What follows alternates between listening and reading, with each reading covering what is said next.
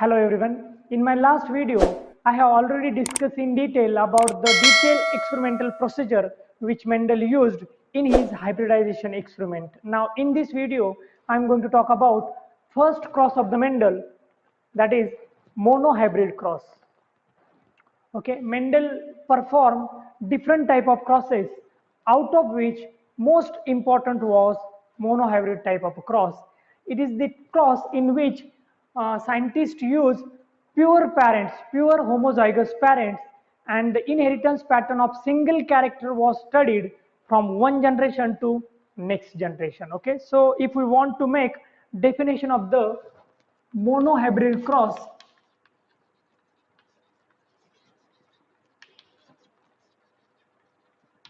we can write it is the cross performed on pure parents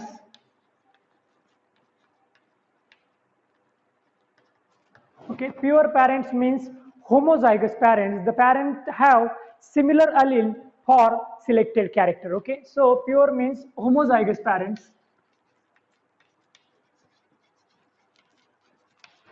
and in this type of a cross inheritance pattern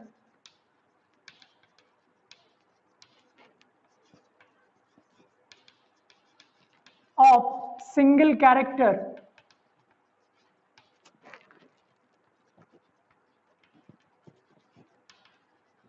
is studied. Okay, as a single character is selected at a time, it is called as monohybrid cross. Okay, so in simple word, we can say if we select only one character of the parent and then we check how this character is transferred from parent to progeny, it is called as monohybrid cross. Okay, in this cross, instead of selecting entire organism at a time, we focus on single character. Okay, now Mendel performed this monohybrid cross in three different steps. So in the step number one, he select parents. Generally he start with a pure parent. In step number two, he perform emasculation of the female flower and then do artificial cross. And in the last stage, that is step number three, Mendel allow selfing of F1 generation or F1 offspring and produce F2 offspring.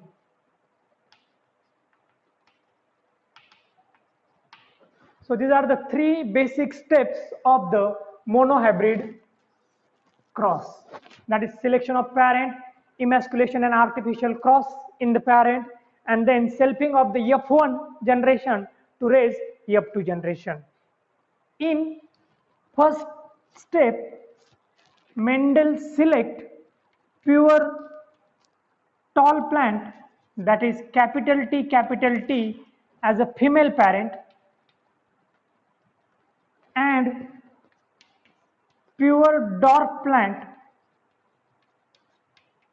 that is small t as male parent. Okay, now remember that he always start with a pure line, and to confirm whether the parent is pure or not, he perform interbreeding experiment up to 3 generations. And if the organism or the plant gives similar type of offspring, then in that case he conclude that the parent is pure for that particular character, and he only use pure parents like pure tall and pure dwarf in his monohybrid cross. So this is the first step of the monohybrid cross. Okay, so he used two type of parent and their phenotype was tall and dwarf. Okay, their genotype was capital T for tall and small t for dwarf. He performed artificial cross in these two parents. Okay. Now, what is tall plant? The plant which have capital T genotype, so that the stem length is more. Okay, and the plant grow tall. Suppose this is the flower of the plant, and in case of small t genotype, the stem height will going to remain short and plant will going to remain dwarf. So Mendel select these two parents with capital T and small t genotype in the first step of the monohybrid cross. Now in the second step, he do emasculation of the female parent. Okay, now we know that this is the female parent which Mendel select, tall, and dwarf is the male parent. So after raising the tall and dwarf plant, Mendel remove the anthers from the flower of tall plant before maturation of the pollen grains, and due to this step he generally reduces the chances of self pollination. Okay, so emasculation is the process of removal of the anthers or stamen with the help of forceps before pollination, and then after emasculation Mendel performed artificial cross. What is artificial cross? In this cross Mendel used pollen from the male plant and then he just dust the pollen on the flowers or stigma of female plant. I have discussed about the emasculation and artificial cross in detail in my previous video. Okay, so now he transferred the pollen grain from the dwarf plant flower to the stigma of tall plant flower. Okay, after emasculation, it is called as artificial cross.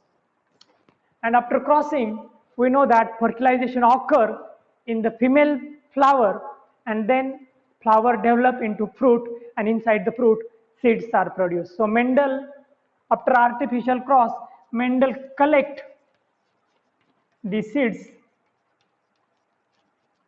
and wait for the result, because he sowed the seed and he want to know in F1 generation what will be the height of the offspring. Okay, Mendel was thinking about 50% tall and 50% dwarf offspring, but to his surprise in F1 generation all plant become tall. Okay, and why this happened? Because the tall plant will going to produce single gamete, that is capital T, and dwarf plant will going to produce gamete small t, small. And when these two gamete fused in F1 generation, the plant will going to show phenotype tall, because its genotype will be capital T small t. Okay, so in step number 2, Mendel do emasculation and artificial crossing between tall and dwarf. Then he collect the seed from the female parent, then raise the F1 generation, and he found that all the plant in F1 generation grow tall because of the genotype. Each plant receive one capital T and another small t gene from the parents, and this capital T is a dominant gene which will going to suppress the expression of the small t, and all the plant will going to grow tall. Okay, now due to this tallness in F1 generation, many questions arise.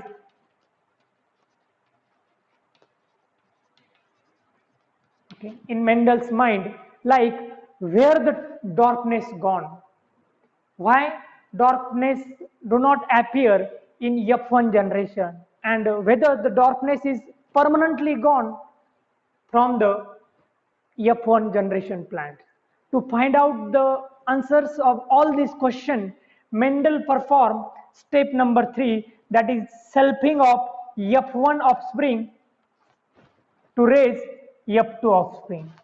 Okay, so now Mendel allow two F1 generation tall plant to self themselves, and then he collect the seed, sowed the seed, and raise the F2 generation. And now we know that when we allow selfing of this F1 generation plant, they will going to produce two different type of gametes, that is capital T and small t. Because this tall is a hybrid plant, if the tall is pure plant, it will going to give single type of gamete, that is capital T.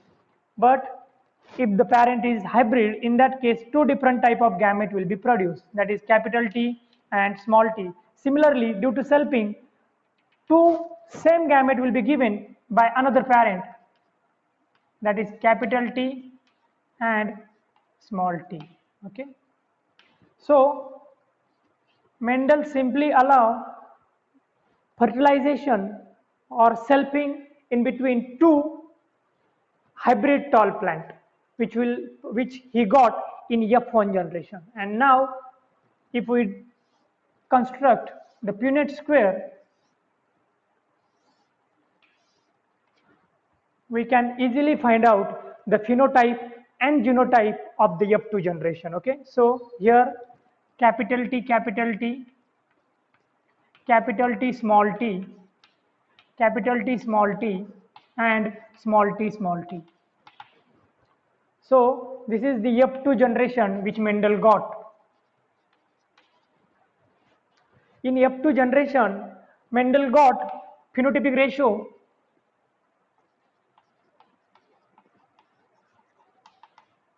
3:1.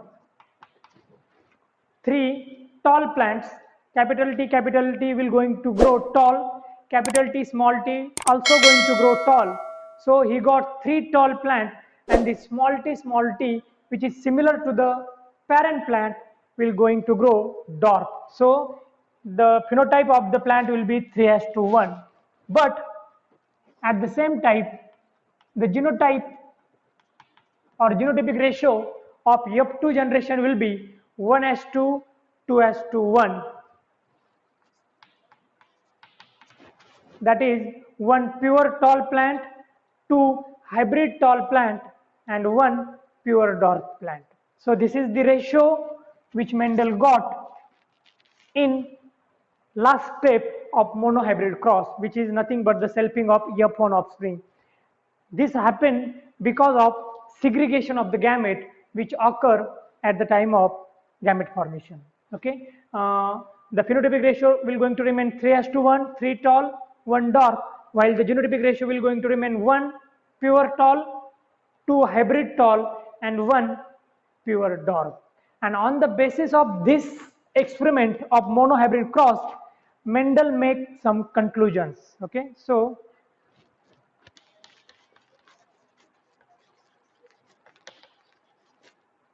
the first conclusion of the Mendel was each character in the Pisum sativum plant or garden pea plant is controlled and inherited through a unit of heredity which is nothing but the factors. So Mendel concludes that factors are responsible for inheritance of character, and Mendel's factors are today's genes. Now we know that Mendel's factors are nothing but the genes. Okay, and genes are responsible for inheritance of the character. The second conclusion which Mendel made was each factor is present in two alternating forms for every character. For example, we take example of height of the plant. In that case, you can find two different type of factors, capital T and small t. And these two alternating forms of gene which Mendel found for every character is nothing but the alleles. So Mendel conclude that each character is controlled by two alternating forms of factors which we now known as alleles. The third conclusion of the Mendel was, out of these two factors, the factor which express in F1 generation is known as dominant factor. Okay, so in this case, tallness or capital T express in F1 generation, so it is the dominant factor, and the factor which do not express in F1 generation is a recessive factor. So the third conclusion is about dominant and recessive factors.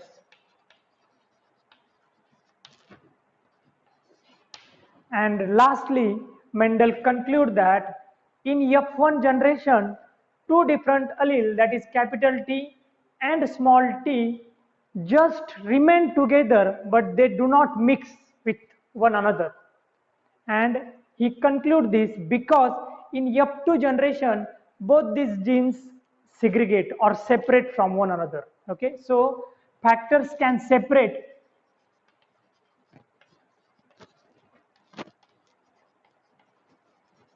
or segregate from one another when they transfer from F1 to F2 generation. Okay, at the time of gamete formation, the factor can separate from one another. So these four important conclusions was made by Mendel with the help of monohybrid cross. Okay, so Mendel performed similar type of monohybrid cross with all 7 characters of Pisum sativum which Mendel select, and he got same type of ratio, that is phenotypic ratio 3:1 and genotypic ratio 1:2:1. And on the basis of these ratios, Mendel proposed 2 different type of laws which now we known as Mendel's law of inheritance. Okay, so in my next video, I'm going to talk about 2 different laws which Mendel proposed on the basis of this monohybrid cross. The first law of inheritance, which is law of dominance, and second law of inheritance, which is law of segregation. Thank you.